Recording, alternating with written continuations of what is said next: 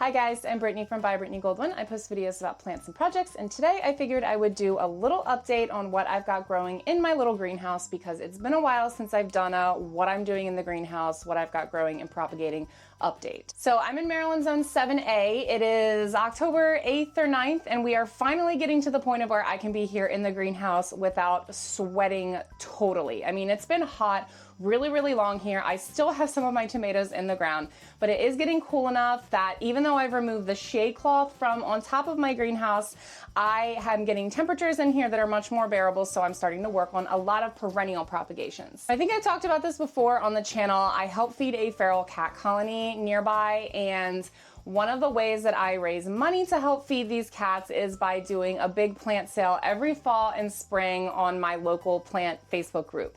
I do houseplant propagations. I've already sold all of those on the group, so now I'm working on getting some of my perennial propagations ready to go to sell to feed these babies. So I'm just gonna walk you guys through some of the stuff that I have got propagating in here, some of the stuff that's about to go to new homes, and talk about just pretty much how I'm enjoying the greenhouse and what's going on. Okay, so one of the more prolific natives that I've added to the garden this year was my Maypop vine. I will pop out and show you guys what that looks like in a second. I also have a video on here about how to propagate this vine from cuttings, but I've got several little cuttings that I've potted up here. I only did like 6 or 7 because I wasn't sure how much people would be interested in them, but as it turns out, people have been pretty interested because I've got someone coming to pick up the remainder of my Maypop propagations this afternoon. So this plant that I've been cutting from is still pretty young, but it is a very vigorous grower. So any shoots that have been popping up, I have been digging up and potting, and then I've also been taking some cuttings from this plant when it kind of grows off the trellis here or gets a little too tall and rooting those. I am going to be moving this plant to a different location where I can give it more room to spread and climb, probably in another week or two when I have time to dig up the clematis that's in the spot I want to put it in. But I am really excited to have this one going in the garden for propagations. There are no flowers on it, but this one has some really interesting flowers. You can see kind of the start of one right here, but I'll throw up a picture of what this one looks like if you are unfamiliar with this vine. Now, I usually wait until the spring to dig up a lot of my strawberry runners, but I've been doing a lot of digging those up this fall just because I want to try to grow them in my green stalk over the winter, keep them in my green stalk over the winter, and then have like a strawberry tower next spring. And then I also want to plant a bunch of strawberries in my elevated Vago garden bed that I did an edible tuber bed in this year. I'll show you guys what that is. So that's right outside here of the greenhouse. I do plan on moving this. It's gonna be a real bear to move, but I'm gonna have my husband help me move it so that I can have more room on this greenhouse pad to work. So I'm planning on doing strawberries in here, probably like half of the bed, and then maybe next year do some more herbs. So I put some lemon balm in here because that is a pretty vigorous spreader, and I wanted to keep it a little bit contained. And for my strawberries, I've been putting them into my green stalk, and then anytime they have a little runner, you can see this one is kind of working on running. Once that runs, I will take the little baby plant and stick it in the next one over so that I can easily root that plant in place and then snip it off and dig it up when it is time to propagate it. So I have sold most of my strawberries already. I've set quite a few of them out here just because we've finally gotten some rain and figured it'd be easier to let Mother Nature water them. But whatever I do not sell, I will just be putting right back into my green stalk or my elevated garden bed for my own strawberry garden next year. Okay, this one is one I'm really excited about. So this is a hardy kiwi vine. This one is from our Master Gardener demonstration garden. This is a male pollinator plant because generally kiwi plants, hardy kiwi plants, they're not self-fertile. Now, I did actually get a self-fertile kiwi plant that I will grab and show you right now. Okay, sorry, I forgot to bring it inside. This is my self-fertile kiwi plant that I got for my own garden. So I'm really looking forward to getting this one in the ground in the next week or so, and then hopefully over the next few years propagating that one. But for now, I've been working on propagating some cuttings of the male hardy kiwi plants at our Master Gardener demonstration garden, and then working on propagating getting some of the Anna variety female ones. So this one was my first successful Anna propagation. It had green leaves on it, but then I think I overwatered it a little bit and it got a little too humid in here. So the leaves did shrivel up and die off. I am seeing the start of some new green growth on the tip here, so I'm hoping this one rebounds. Lesson learned from propagating these hardy kiwis is that you want a harder wood cutting, because the softer the stem is on the growth that you're propagating, the more likely it is to rot. I had a lot rot while I was experimenting with them, so I've been doing a lot of trial and error to figure out what works best, so I can do a whole video on propagating hardy kiwi cuttings, because it's a really cool plant, especially where we are in zone 7, where we cannot grow tropical kiwis as a perennial. Okay, another one that I'm working on is elderberry. So this is my most mature elderberry cutting I have here. I took this one from my cutting up in the front, and then I popped this into water for a couple weeks while I was waiting for it to develop a little bit of roots. You can see it's actually starting to grow out of the bottom. So this one is rooting really, really nicely. I'm excited this one is ready to be rehomed. And then for a couple of these, I took a bunch of cuttings and I just like shoved them down into soil before I rooted them at all, and I've just been keeping this one moist. The leaves look awful, but if it's any indication, if another one that I propagated is any indication, the leaves will look awful, but then it will resprout new growth from like these areas right in here between, I forget what this area is called, between where, I'll just take that off, where the leaf grows out of the main stem. So these should rebound. These might not be ready to go this fall unless someone wants a really ugly elderberry, but if they root, they will produce, because this is a native plant here and it is perennials. I've got a couple really interesting varieties of elderberry coming in the mail soon. I'm excited about that. They're like a darker variety. One is called a black lace, and I can't remember what the other one is called, but they need one another to pollinate each other. The elderberry I have out front is a self-pollinating variety, but I'm excited to see these black, darker varieties of elderberry and work on starting to propagate those next spring, because this is a really great large shrub / small tree to add to your zone 7 and thereabouts garden. So I'm a huge fan of creeping phlox. You sometimes hear this referred to as moss phlox. Here is one of my prettiest, most healthy looking moss phlox plants here. And then I have a lot of these planted just kind of under larger plants. This is a blueberry bush right here. So as it gets taller, the moss phlox will cover and shade the soil around it. And then I've got it in some areas around my garden beds, just because it covers the soil, helps to prevent loss of moisture, and it is just a really fantastic early season pollinator because it blooms very, very early. I have found these to be like a little trickier to dig up and propagate, or dig up and divide. Like a lot of perennials are super easy to dig up and divide, but these have such a shallow root system that I have been having more success just pulling up cuttings from these. And I will link the video I have about splitting perennials where I talk a little bit more about propagating moss phlox. But I have had more success kind of like pulling out some of the stems and trying to get like a little bit of that root system that is already starting to put down roots, and then stripping any extra leaves, burying that in the soil, and then keeping it relatively moist. So these, you can see I do have some drying on these, but that is to be expected for a propagation. But I think most of these, they're not showing signs of roots on the bottom, but they have been looking really, really healthy.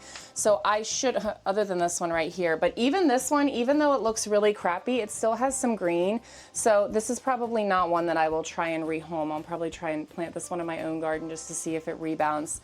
But generally a bit harder of a plant to dig up, but I have found it to be pretty easy to propagate through cuttings from the plant in soil. I've added a couple new varieties of gooseberries to my garden this year. So I have been working on a couple random little propagations. So both of these little gooseberries will be rehomed. I think gooseberry is a really underappreciated plant in my area for an edible shrub that looks really interesting too. It's not as vulnerable to pests as some of the other berries we grow in this area are, so I'm hoping those will get snapped up as well. And then I've also got some other random things I'm working on, some sage propagations. I love this variety of sage. I think this is Burr Garden Sage. I never remember. I got one plant many years ago for like $1 on the clearance rack, and now I'm just constantly snipping and propagating this plant because it's got really pretty fragrant leaves and it kind of mounds and spreads. I'll show you what it looks like in the garden here in a second. I've got some up here by the house. This is kind of my herb garden up here, perennial herb garden. I've got some rosemary, some thyme, some oregano, some yarrow, and then of course the sage plants. And then I planted one over here right next to the pond this year, which is looking really big and lush. I like how it's kind of growing over the rocks here. These are just such pretty perennial plants. They're useful, they are very resistant to pests, and I find that it's a nice plant to have around your raised garden beds too, because the strong smell can help to deter pests naturally that may be moving in. Now, of course, that is not like a foolproof plan for pest management, but is just one part of my greater pest management strategy to plant nice, fragrant, low growing and low maintenance things around my garden beds with edible food in them to help maximize what I'm using all of my space for and to help minimize pest infestations. And on that note of low growing things I like to have around edible food, another thing that I've got a couple propagations of here is a comfrey. So comfrey, plant with plant with care, I will say, because comfrey has an extremely deep root system and it is a relatively aggressive spreader.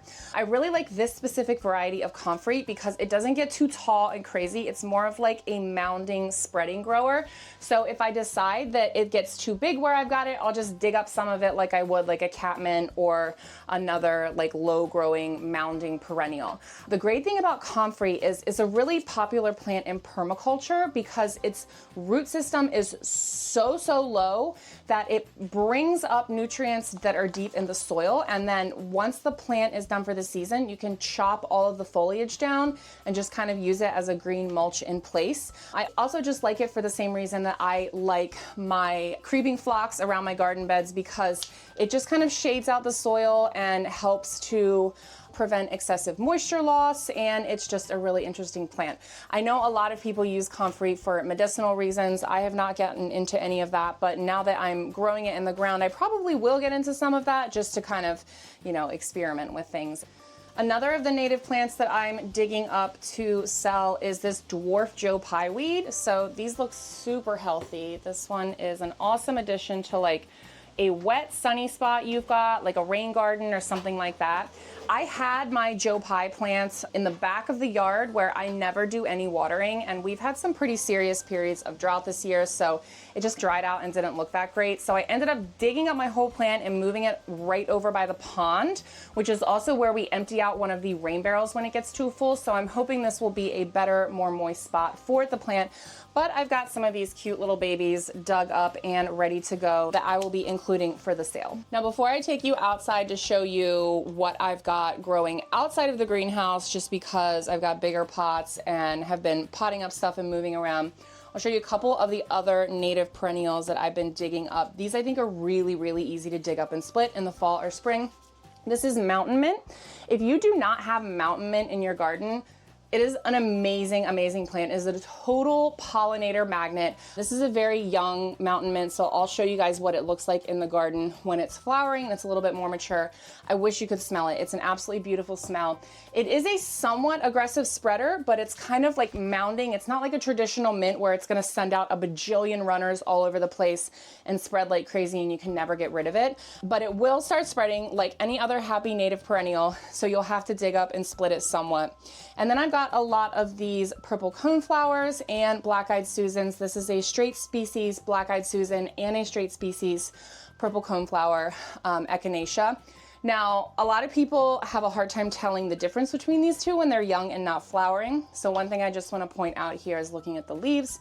So the black-eyed Susan leaves are definitely more of a rounded look. They do have a pointy tip, but they are much more rounded.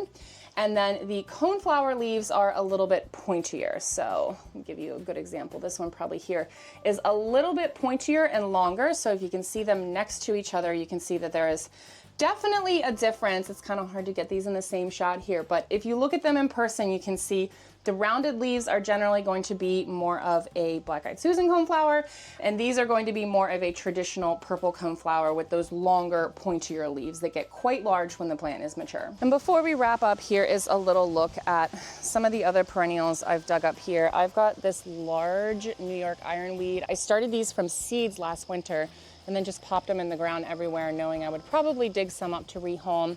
I've got another big thing of creeping phlox here. I've got some random dahlias that I dig up. I try and grow dahlias every year, and every year I decide that I hate growing dahlias, but I try again because my mom has the most beautiful dahlias. I need to learn to just let her grow the dahlias, and I will grow other things because I never end up happy with them. I forget to water them. I've got lots of catmint. This one I dug up earlier, so it's looking really, really healthy. And then some more that are kind of rebounding over here. Some more strawberries, and then these over here are a native sunflower that is just starting to resprout. And then I've got some tall pink phlox right here that I am letting resprout to hopefully have it look a little bit healthier before I list these for sale. So that's about what I have dug up this fall. There's a couple other things that I want to dig up before I try and sell these to make some money for those kitties. I'd like to dig up a little bit of goldenrod, and then, I'll also show you guys this before I end this video. So one of our big commitments this year was removing the miscanthus grasses. We had 2 big ones here and 1 very big one over there. So you can see we've just got gaping holes here in the ground. I tasked my husband with this project last weekend because I was not looking forward to it at all, and he removes them all, and we are going to be replacing these with better native choices because these grasses can be quite invasive where we are. We had 6 in the yard.